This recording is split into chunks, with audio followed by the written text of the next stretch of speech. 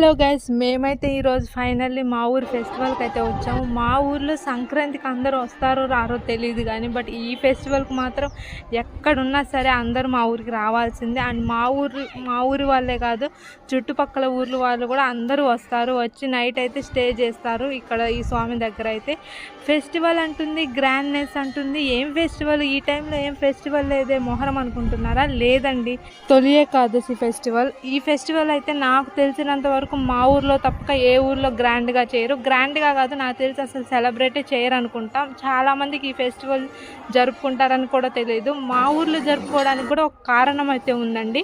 మా ఊర్లో ఈ ఫెస్టివల్కి అయితే ఆత్మానంద స్వామి వారి తిరునాళ్ళు అయితే జరుపుతారు.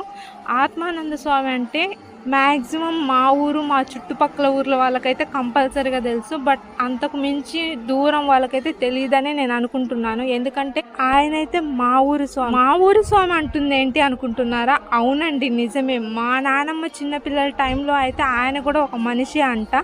మా నానమ్మ వాళ్ళైతే చూసారంట ఆయన్ని. అప్పట్లో జనాలకి ఏమైనా ప్రాబ్లమ్స్ ఉంటే ఆయన దగ్గరికి వెళ్తే ఆయన మంత్రిస్తే అదైతే ప్రాబ్లం అయితే సాల్వ్ అవుద్దంట. స్వామివారు బ్రతికున్నప్పుడే చెప్పారంట ఆయన సమాధి అయితే ఈ చెట్టు కిందే పెట్టాలని మా ఊరి ప్రజలతో.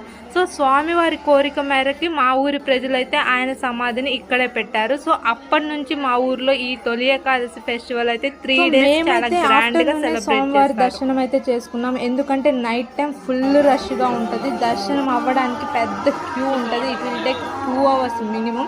సో మేము మా ఊరే కాబట్టి మేము ఆఫ్టర్నూనే వచ్చాము. నైట్ ఎలా ఉంటుందో మీకైతే చూపిస్తా.